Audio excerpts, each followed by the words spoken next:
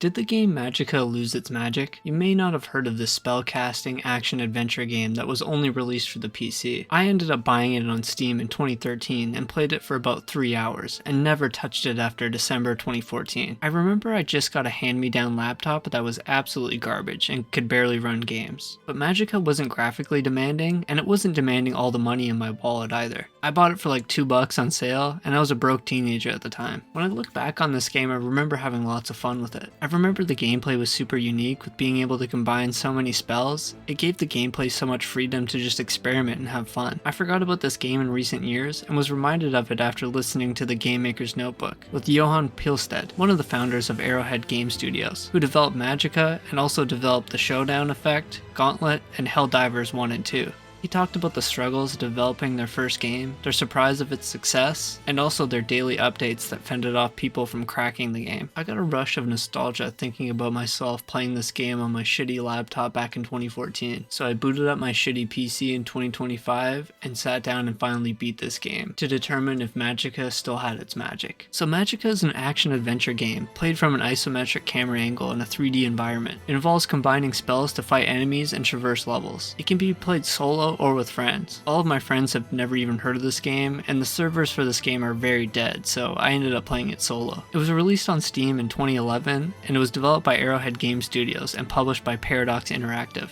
Paradox went on with other developers making more games with the Magicka IP. Arrowhead did end up making a bunch of DLC for the game, and you are bombarded with it when booting up the game. I don't really remember the DLC banners everywhere when playing this back in 2013, but I could have totally just forgotten it. But it seems super aggressive and really takes away from the really nice title screen. I really like the opening of the book and all the stuff on the table. It added a little personality to the game. It's definitely giving Shrek 2 for the GameCube. After looking around the menus for a bit, I went to the adventure mode to start the main story, and the game crashed. I went and looked at the Steam page and saw that it has mixed reviews as of recently. Its biggest problem being the constant crashes of the game and the lack of support to patch those crashes. So I prepared myself to lose some progress due to these crashes, but I did not prepare myself well enough. I was actually able to start the game this time, even though it took me a while. It sometimes would just let me start the adventure mode right away, or sometimes the start button was just grayed out and I just had to mess around in the menus until it regained its color, which was kind of a piss off, especially when the game crashed a lot. The game opens up with narration from one of the main characters of the game, Vlad. Stay a while and listen. Who's a vampire who tries to play off not being a vampire, which ends up being pretty funny. But most importantly,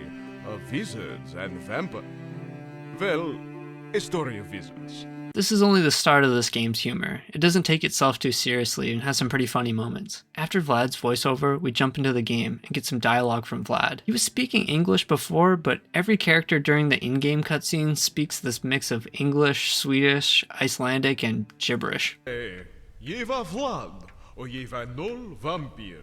The story and objective of the game is explained by Vlad super directly. We don't know who Grimnar is, but he's gone. Monsters are roaming the land, the king needs our help, and Vlad isn't a vampire. He totally is. We are sent right into the gameplay with little explanation, and it's off to the Saving the World party, held by the other wizards in the academy. They want to send me off with some good vibes since it's a dangerous quest, but these selfish assholes eat all the cheese and cast a spell that sends me into the dungeon of the academy, which starts the tutorial of the game. We then get to learn about the 8 elements used to create spells. We get a sword for melee attacks that can also be infused with magic, and a staff to cast said magic. The swords and staffs can be swapped out with hidden ones around the levels, or ones that drop from enemies that give different abilities. So the first element we get to use is the life element, which can be used on yourself or to heal others. The next is the earth element, which can be used to throw rocks or create barriers. We get the fire element that can be used as a flamethrower, and then we get our first mix of elements. We can use the earth and fire elements to create a fireball that can also be charged up and shot across the map. The elements can cancel each other out or sometimes even interact in negative ways. You can get wet, which means you can't use electricity without being hurt. So you cast a fire spell on yourself to dry off, and can safely use the electricity element now. The next is the arcane element, which shoots a beam that can be combined with other elements to send them further across the map.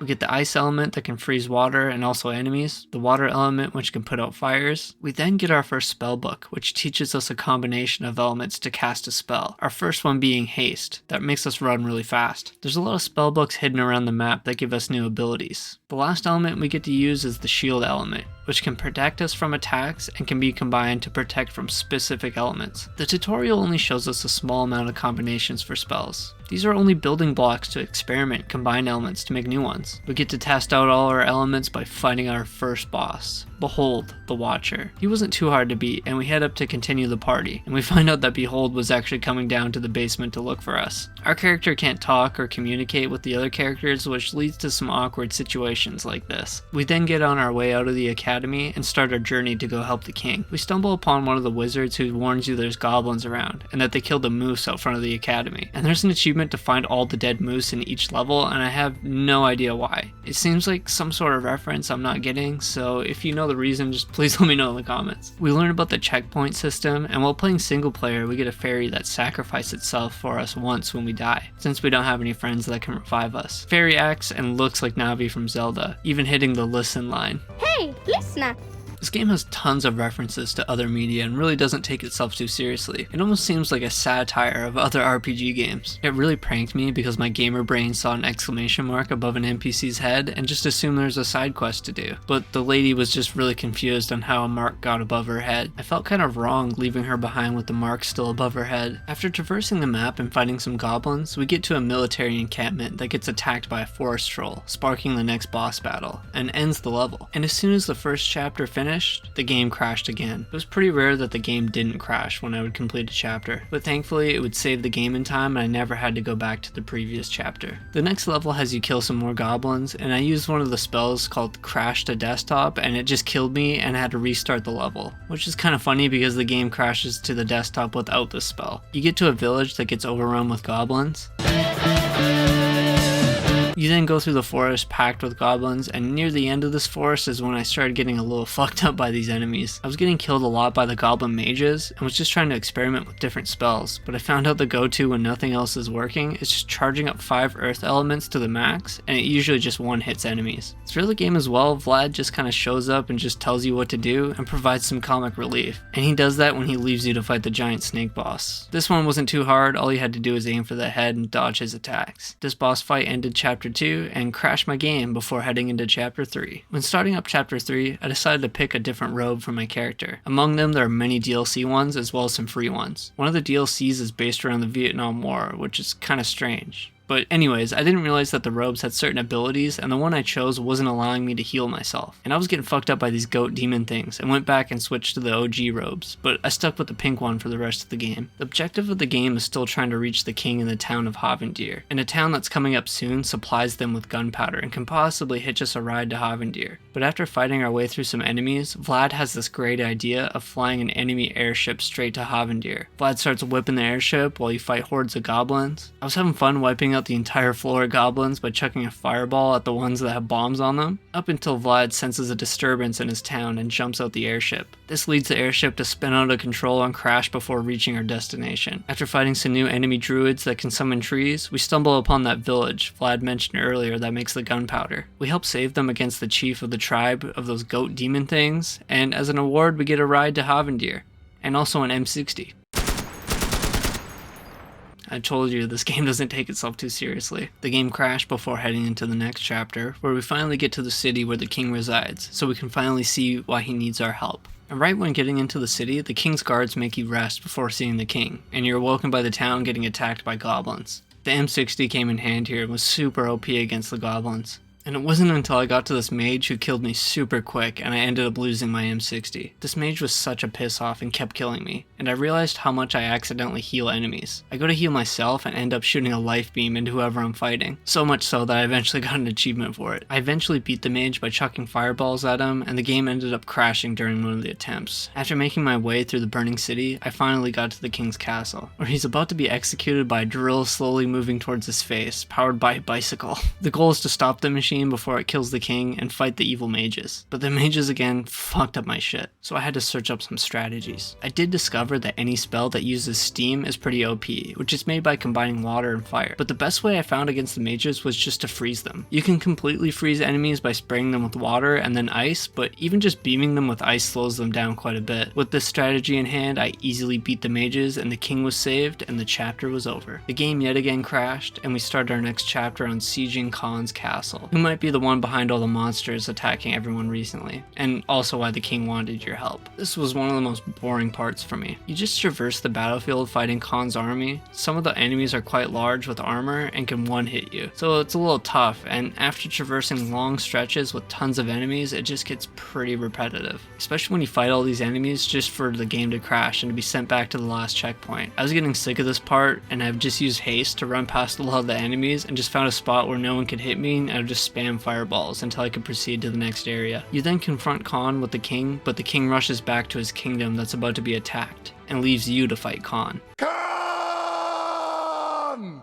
Khan was a lot easier to fight than some of his enemies in his army, and didn't take long at all. We find out that Khan was only a pawn in this grand scheme of destroying the world, and our true enemy is Grimnir, who's located at the end of the world. I think you know what happened next. My game fucking crashed again.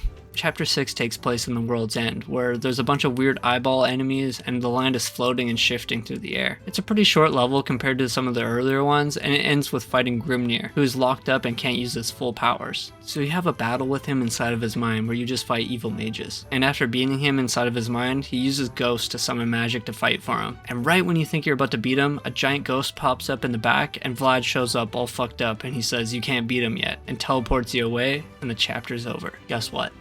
The game actually didn't crash this time and actually let me proceed to the next level. You find out that Vlad has sent you back in time to the first level to go and find a spell that only the dragon Fafnir knows, to help defeat Grimnir, who's possessed by an evil powerful spirit named Asatur. We learn the teleport spell to get down from the tower Vlad transported us onto, and we see our past self just starting their journey. We get to that encampment that was attacked by a troll, and we were misled by one of the soldiers. He says that there's an easy mountain pass to get through, but it's actually full of goblins. That ends the level. It's super quick and there's no enemies to fight at all. I can't believe it again, but the game didn't crash. So Vlad talks to you through the future now in this ghost form, since Vlad in the present is helping our past self. It gets a little confusing. He says that there's a swamp on the other side of the mountain where a count lives that can help us. So now it's time to get through that mountain. The whole mountain is full of goblins and trolls. My strategy was just to try and boulder them from far away and freeze whoever got close so I could run back. The goblin swords were a big help for freezing enemies, but once I got into the caves of the mountain, there wasn't much room to fall back, since you might fall off a cliff. I was getting overrun by enemies and was getting pretty frustrated. And then the game would just decide to crash. So this area wasn't too fun for me. After dying and crashing my way through the mountains, I finally got to the boss fight. You stumble in on a bunch of goblin mages just chilling, and they think you're here to steal their treasures, so they come at you in hordes. This fight was way too easy. I would just charge up some earth elements to the max and would just decimate a bunch of them at a time. After that, I exited the game and the chapter was over, and my game crashed,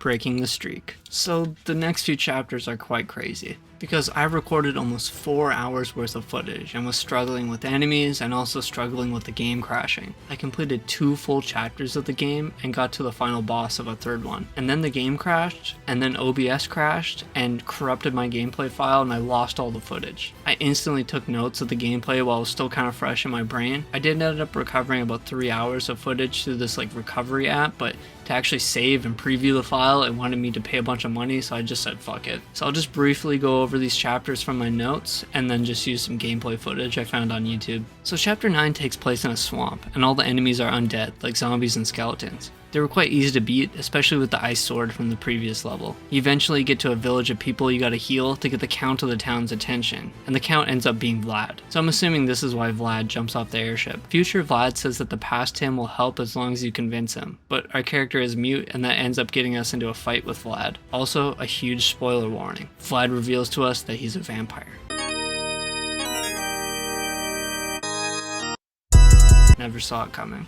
He was pretty easy to beat, but he hits us with a spell that sends us to the underworld. Chapter 10 in the underworld was full of hard enemies, but most of them could be easily skipped by running past them. The level wasn't too long, but the boss fight against Death was super challenging. You're supposed to attack him with the life element, but the beam was super hard to hit him with, and enchanting your sword didn't do much damage, so it ended up taking me a while. After beating him, he happens to be a travel agent, so he sends you to where Fafnir is located to get our spell to finally beat the game. You get dropped into chapter 11 in a snowy landscape, and you see this dude hitting the slopes. He hits a nasty backflip off the pride jump and then gets ripped in half by a Yeti. These Yetis were such a piss off for me. They absolutely fucked me up. It took me so long before I figured out the best way to fight them was just to freeze them and then chuck earth elements at them. After fighting the Yetis outside, you move into this dungeon where the dwarven army resides. And they can be a pain in the ass too, since they threw my cheap move of throwing max earth elements right back in my face and just one-tap me. I trekked through dwarves and lava until I got to Fafnir, and that's when my game crashed, OBS crashed, and then I crashed out. So I started the recording again at the start of finding Fafnir, who's supposed to teach us the spell to fight Asatur, but because of our character not being able to speak, Fafnir assumes we're an enemy and it starts a boss battle. This battle wasn't too hard, you just gotta find the right spot in front of his stomach and just launch ice shards into him. But before killing him, Future Vlad intervenes and actually talks to Fafnir, and we get the spell that draws Asatur to the living realm to beat him, and we get teleported back to the end of the world for the final chapter. The final chapter opens up with Future Vlad telling us that we need to use the spell we just learned right when Asatur comes out to heal Grimnar, but we were rudely interrupted by other Vlad who still wants to fight, and he's pretty easy to beat again. We then go up to Grimnir and fight him again just like we did in the past. Right when Asatur pops up in the back, we use our new spell and it summons him to the living world. Asatur is ready for the fight, and he just kills Grimnir and sends us to another area for the final battle. Asatur hits you with some crazy spells, and the worst being the blizzard. I was really pissed off from the previous mess of the game and the OBS crashing, so I took a break and looked up some strategies for fighting him, and came back into it and would just get him wet, spam him with thunderbolts, and it did crazy damage. I beat him, the homies showed up, and they said there's a party happening for me at the academy, and the credits roll, and the game is over. After beating the game, I checked out some of the other modes, that being a survival mode where you just fight off hordes of enemies, and a deathmatch mode that I can't play since I have no friends that play this game. And I don't think many people even play this game anymore. And should you even go play it? I feel like Magicka has some super strong gameplay. The amount of elements you can combine is crazy. I had fun exploring the levels, the graphics look nice, and the puzzles and secrets were fun to do. Some of the enemies were a bit of a piss off, and I was getting destroyed by some of them. But the game gives you so many options to experiment with spells until you find something that works to defeat enemies. Everything in the gameplay was so much fun. It's the crashes where Magicka lost its magic. It was rare that I could finish a level without the game crashing, and it's due to a lack of support for this game. I mean, it's old, and it's understandable that a company doesn't want to focus time on making their old game that probably doesn't make much money actually playable, but it's still shitty. It'd be nice if they made a patch that made the game crash less, and Paradox went ahead with other developers making a Magicka MOBA as well as a sequel. I assume they won't ever make a patch for Magicka since the publisher and developer don't work together anymore. I honestly wouldn't recommend buying this game unless it's on sale for like $1 and you're willing to play a game that you might lose some progress on. The gameplay is so good, but it's just slightly broken, so it makes it frustrating to play. But hey, if you're fine with that, go check it out. Or maybe go check out the sequel. Or maybe I should go check it out and make a video on it.